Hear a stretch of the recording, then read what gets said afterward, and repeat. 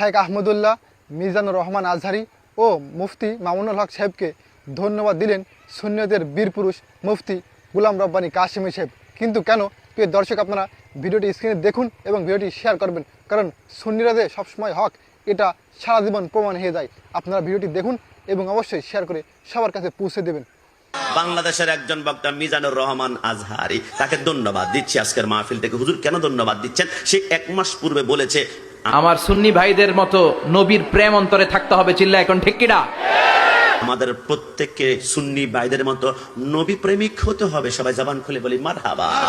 বুঝতে পেরেছে সুন্নিরা হকের উপর আছে, কোনো সন্দেহ নাই। আজকের মাহফিল থেকে ধন্যবাদ দিচ্ছি শেখ আহমদুল্লাহ সাহেবকে। দক্ষিণ কোরিয়া প্রোগ্রামে জিজ্ঞেস করেছিল আপনি কি শিয়া নাকি সুন্নি, উনি বলে অবশ্যই আমি সুন্নি। নবী সাল্লাল্লাহু আলাইহি সাল্লাম এবং তার সকল সাহাবী, তার পরিবারবর্গ সবাইকে যারা মানে এদেরকে বলা হয় সুন্নি। গোটা পৃথিবীতে বেশিরভাগ মুসলমানই সুন্নি, আমরা সবাই সুন্নি আলহামদুলিল্লাহ। বেশিরভাগ বাংলাদেশি, বেশিরভাগ পাকিস্তানি, ভারতীয়, সাবকন্টিনেন্ট, আরব, পৃথিবীতে বেশিরভাগ মানুষই আলহামদুলিল্লাহ সুন্নি মুসলমান। আমরা বলি আমরা সুন্নি বলি, তোমরা বাংলাদেশে বিদাতি আর ডলার পাওয়ার পরে তোমরা বলো সুন্নি। সুন্নিরা হকের উপর আছে, এই কথার মধ্যে কোনো সন্দেহ। ধন্যবাদ দিচ্ছি মামুনুল হক সাহেবকে। সারা জীবন বলেছে নবী মারা, নবী মারা, নবী মারা। 1 বছর পরে ভিডিও আমার কাছে এখনো আছে, বলেন অনেক গবেষণা করে দেখলাম নবী মরা নয়। নবী কবরের মধ্যে 10টা মুর্দারের মতো মরা পড়ে আছেন না জিন্দা নবী?